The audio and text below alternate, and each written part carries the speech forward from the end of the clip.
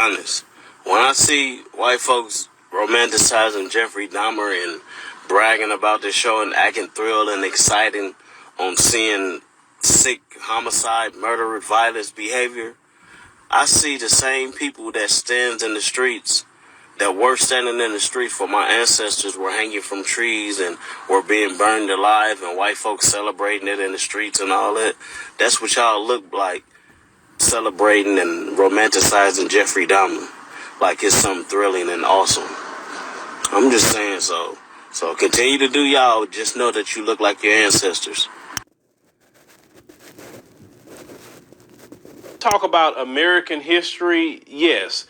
The descendants of those who was cheering at things happening to us, those that had no problem hanging us from trees, those at that time period would fight over the body parts of black people. Yes, they would. They would actually fight over it. They would sell tickets in their churches. This is why it just amazes me how black folk, how you go through their system and talking about you a Christian. When these same so-called Christians were selling tickets to sit up there and watch you be tortured and watch your ancestors be deleted and fighting for the body parts. There was another thing that they believed in. You're talking about in relation to Jeffrey Dahmer. They believed in a thing called medical cannibalism. You can look up that term, exactly what I'm saying. They believed that if they ate certain body parts, it would have healing properties.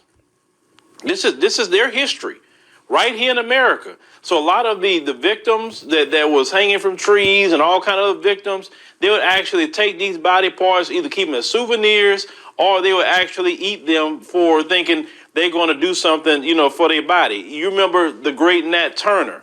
After they caught and killed him, they turned his body parts into grease, called it Nat's grease. Yes, they have made leather out of black people's skin in the history of America. See, this is why they do not want their history taught. This is why they say, critical race theory. It's about hiding the history of America, hiding the history of the white supremacists. Because listen, they know that we can't really hide this forever. So let's try to come up with laws in public school that we can't allow these kids to learn the true history of America and why black people talking about reparations and why black people talking about what's happened to them for the past 500 years. See, they don't even want their own kids to know about what happened, right? Because see, if their own kids was educated about what really happened to black folk in this country, even they would get sickened by that. You understand? And the less you know about American history, the more you can be on a position that when you're non-white, well, black people don't need no reparations because you don't even know the history of America. You really don't even know what happened to black people. You don't even know whatsoever.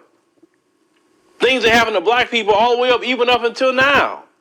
Jeffrey Dahmer, that was in the 90s? Do you think Jeffrey Dahmer's the only one? All these missing black people every year that you see, nobody cares about finding these missing black people. Definitely a lot of black women. They're out here targeting black people still to this day. This is why I'm not for the public education system, because the public education system ran by them. No, we need to be educating our own kids. We need to be educating them on who we are even before coming to the contact of the European. Because we had our own civilizations, our own everything way before they showed up. But you let them miseducate you, and they will tell you that they the one civilized you, when it was the other way around, that we civilized them. But this Jeffrey Dahmer thing and all that, like I said, that's straight American history. You go back in the past. And the thing is, some of them still got, let me tell you something, some of them still got these body parts in their houses. Do you remember a while back that they had this brother that actually had got this antique chair, and that chair was filled, like, the cushion area with slaves' hair? I want everybody to see this. This is not propaganda at all. This chair right here is 200 years old. This 200-year-old chair came from...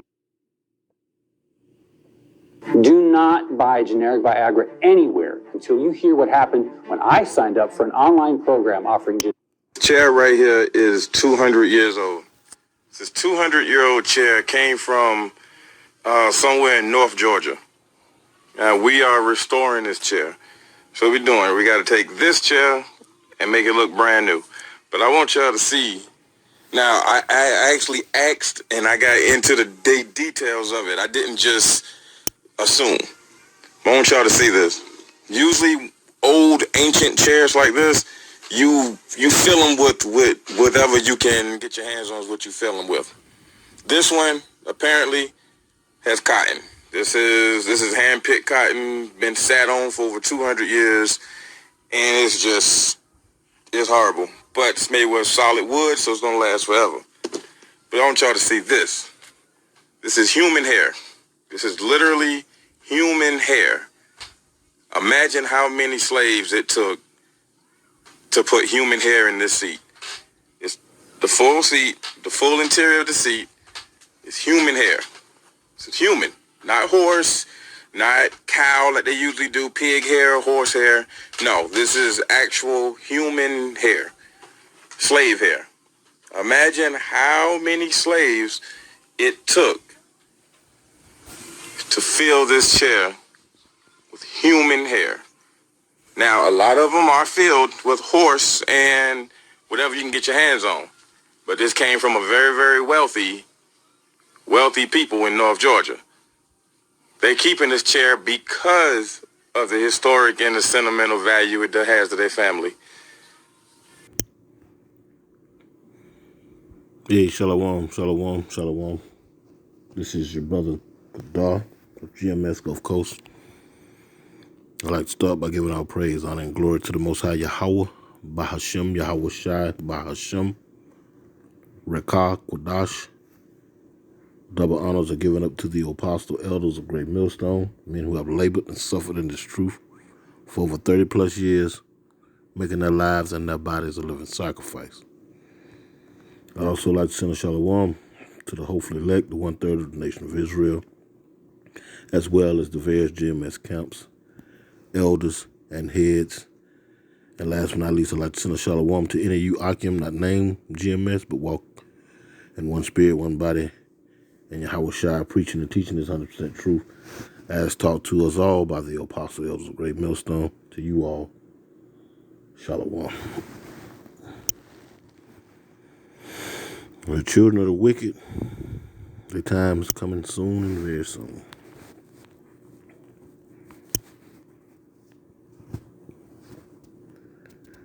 Let's see. This is Lamentations chapter 4 and verse 21, and it reads, Rejoice and be glad, O daughter of Edom, that dwellest in the land of Uz. The cup also shall pass through unto thee. Thou shalt be drunken and shalt make thyself naked. The punishment of thy iniquity is accomplished, O daughter of Zion. This is talking about so-called blacks, Latinos, and Native Americans. The punishment, the curses, we're Lord willing, we're at the end of this thing, almost about to cross the finish line. It says, the punishment of thy iniquities is accomplished, O daughter of Zion. He will no more carry thee away into captivity. He will visit thy iniquity. O daughter of Edom, he will discover thy sins. So it's their turn. And all these things that they've been doing and hiding, and just like you heard the brother say, they're trying to go into legislation where they can legally take these things out of the school books and whatnot because they're ashamed. They're ashamed. But that cup is going to be passed on to them.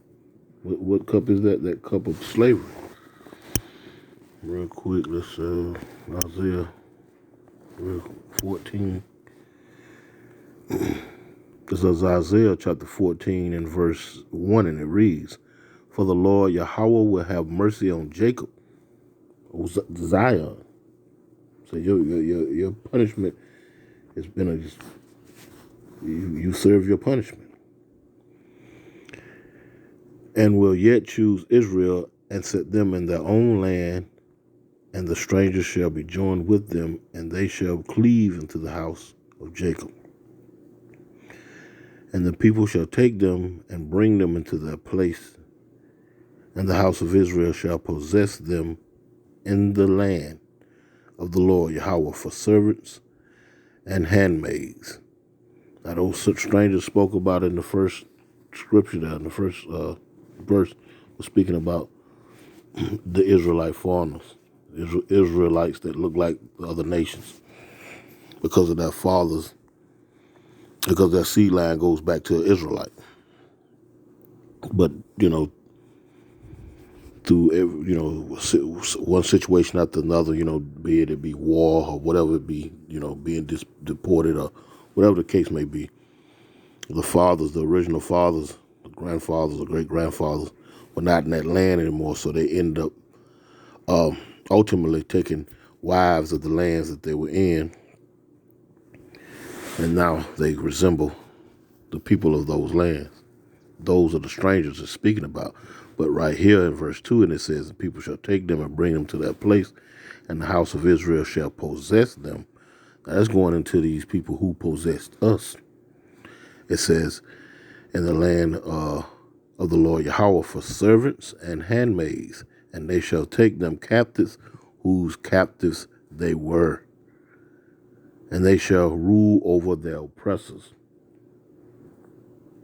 So that time is coming, Let's jump down real quick. Because it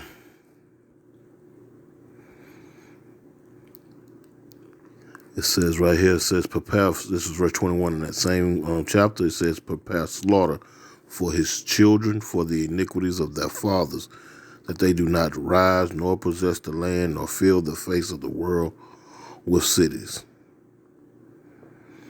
Verse 22, for I will rise up against them, saith the Lord Yahweh of hosts, and cut off from Babylon the name and remnant and son and nephew, saith the Lord Yahweh. Ultimately, they're going to be put to death. They're going to, for their sins, for their crimes against the Israelites and the earth by and large. But first and foremost, you're going to stand trial for what you've done to the Lord's people. And they come out with a point. Well, they don't want to. Well, the brother said. Let's see. He had made a point there. He said they don't want their own children to know about these atrocities that their forefathers have committed. And for good cause,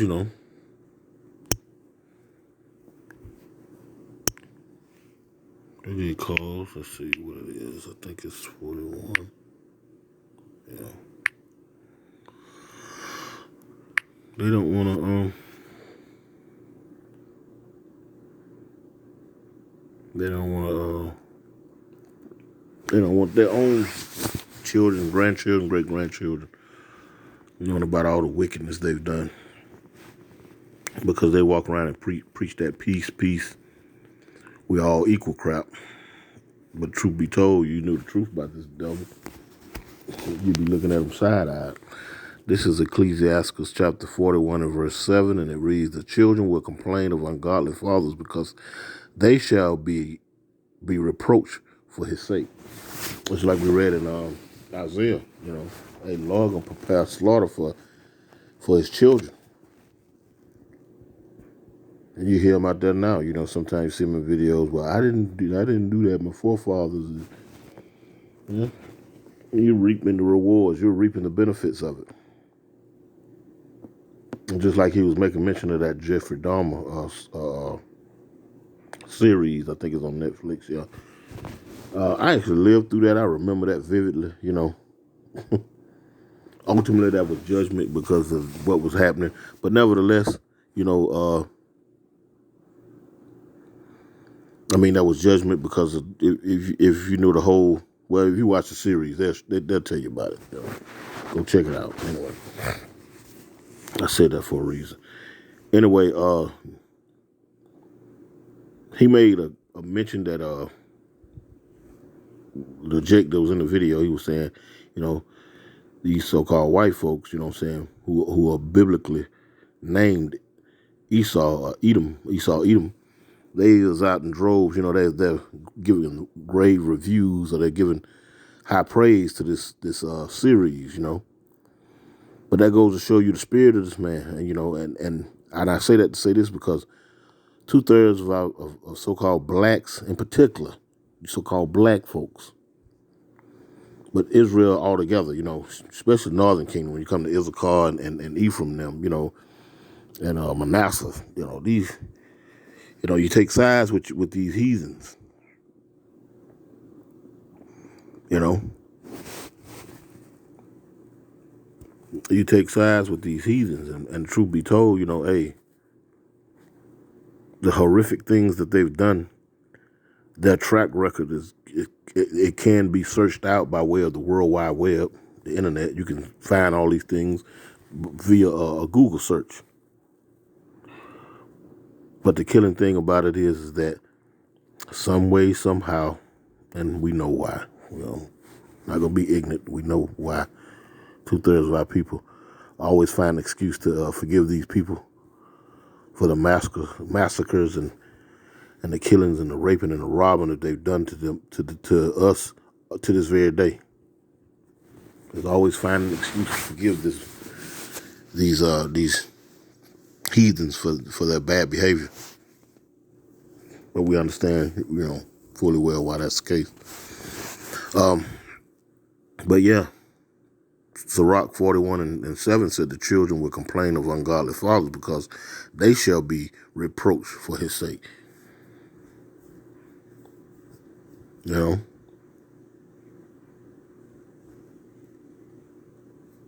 They might as well just live it up.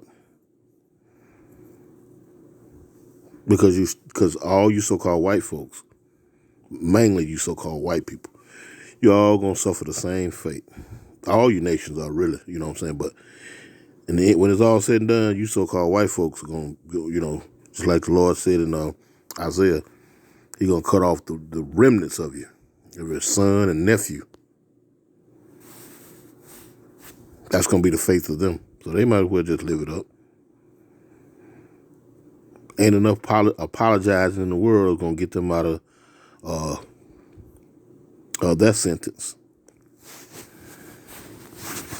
And enough apologizing in the world going to get them out of that sentence.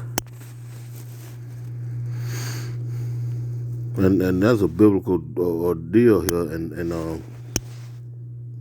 Obadiah, God dang it, I said Obadiah, excuse me, Slacky. And Obadiah, you know, that shows you that there's a reference to how these people act. You know, he said they would sell tickets in the church for the hangings and whatnot. You know, Esau seen this as you know, all the way around the table, full circle. You know, some type of market, selling body parts, and you know, skinning you alive, making leather chairs and shoes and whatnot out of your skin, stuffing chairs. The evidence is here, right here today. It hadn't gone nowhere.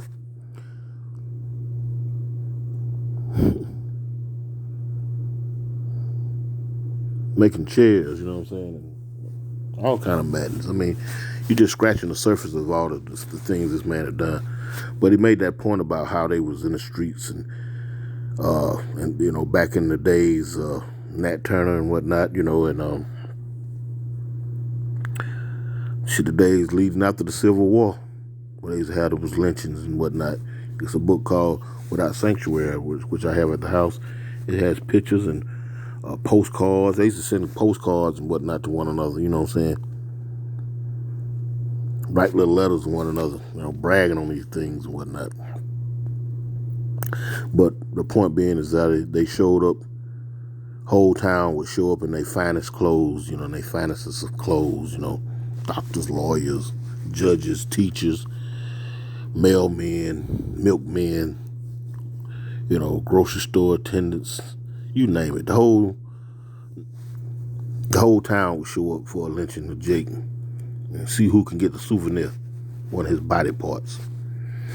Anyway, let's read this right here. I'm going to close out with this. This is Obadiah chapter 1. It's the only chapter in the book of Obadiah.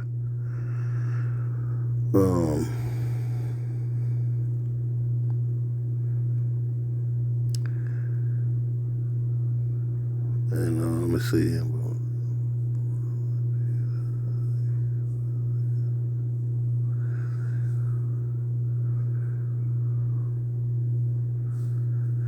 This is Obadiah, and I'm going to start at verse 8, and it reads, Shall I not in that day, saith the Lord Yahweh, even destroy the wise men out of Edom, and understanding out of the mount of Esau? And I mean, I want to say this here.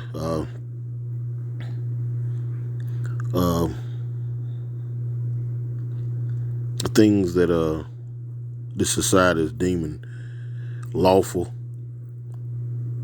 is as though they're doing these things without thinking it through.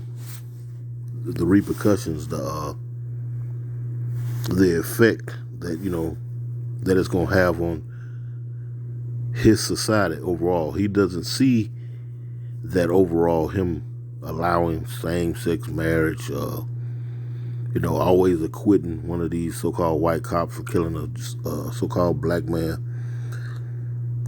These people coming up missing, just living a wicked, just running a wicked-ass house. The keeper of the house is just wicked as hell. But it just hasn't dawned on him that he gonna have to pay for this. It just,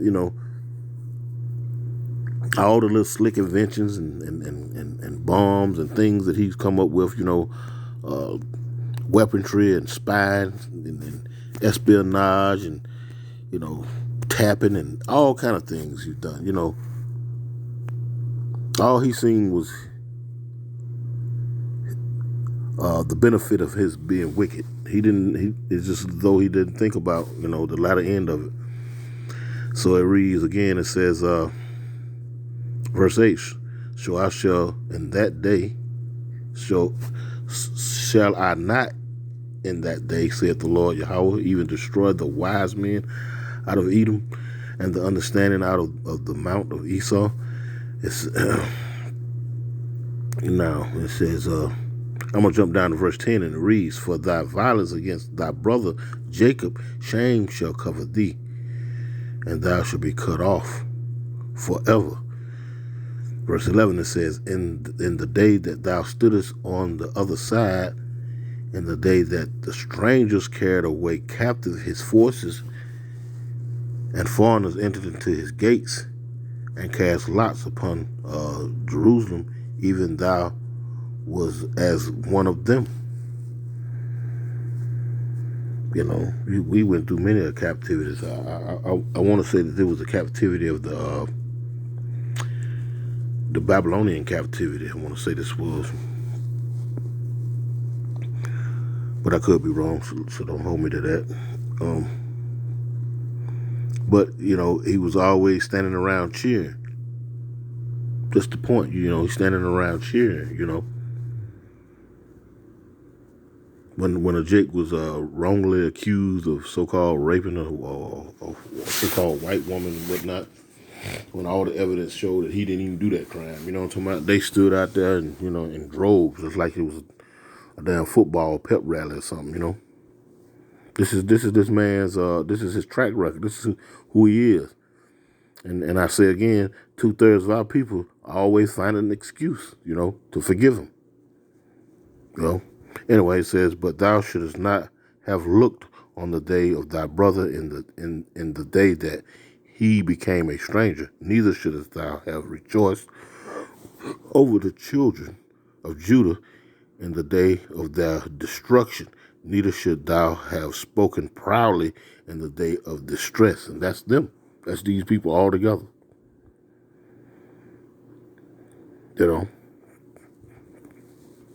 Thou shouldest not have entered into the gates of my people in the day of their calamity. Yea, thou shouldest not have looked on their affliction in the day of their calamity, nor have laid hands on their substance in the day of their calamity. And right now, especially going into the elites of these so-called white folks, these Amalekites, whatnot, they got all the treasures, all the things, that belong to us. All of those treasures, all that gold and whatnot, all the belongings, these people have it in museums and basements in museums and catacombs under these city states, Anyway, it says, neither shouldest thou have stood in the crossway to cut off those of his that did escape, neither should thou have delivered up those of his that did remain in the day of distress. For the day of the Lord Yahweh is near upon all the heathen. As thou hast done, it shall be done unto thee. Thy reward shall return upon thy own head. Hey, live it up. That time is coming.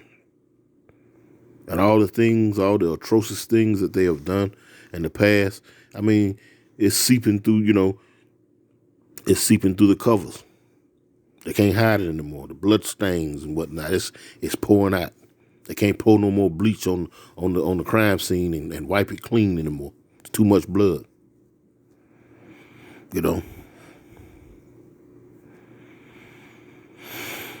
But that basically was the point on that, That's basically the point on that. I'm going to read one more scripture and I'm going to close this out. Just to verify, we're at the end of this. It's over with. Lord willing.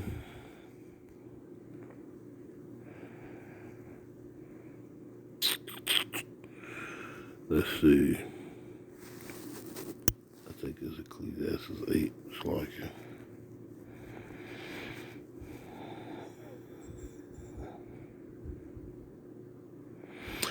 This is Ecclesiastes 8 and 11. It reads, because sentence against an evil work is not executed speedily, therefore the heart of the sons of men is fully set in them to do evil. And our people, you so-called blacks, Latinos, and Native Americans for the most part, have jumped ship, have jumped off the ship of your power, Yahweh Shai, because the execution of their wickedness, the punishment that they so righteously is about to get, hasn't been done fast enough for you all, so you don't believe in your power. It says, though a sinner do evil 100 times, and his days be prolonged, yet surely I know that it shall be well with them that fear Yahweh, which fear before him. So, our faith and our help is in the Most High Yahweh Shai. We ain't tripping on that. It is what it is. We understand that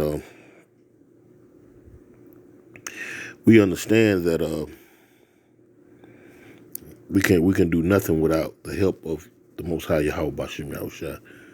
We already know that. Let's see. Let me see. I might have been in there. Let me go back one.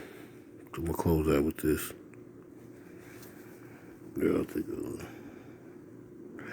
This is Ecclesiastes 7 and verse 8, and it reads, it says, better is the end of a thing than the beginning thereof, and the patience in spirit is better than the proud in spirit. There it is. The Lord's elect has been waiting patiently so long for the day of the return of our Lord and Savior, Yahushua. And for 2/3 of our people, you know what I'm saying,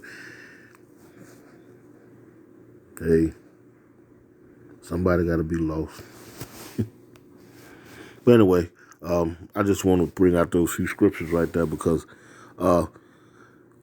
the track record of this man and all the wickedry he has pulled and done throughout the generations, you know, it's on display. All it takes is a Google search. If you can Google World Star Hip Hop, or you can go online and see who got locked up in Jackson County over the weekend, then you can Google and find out some things. You can find out some truths if that's what you so want to do. Anyway, and with that, I'm going to give all praise, honor, and glory to the Most High Yahweh Shai. Double honors to the Apostle Elders Great Millstone. Shalom.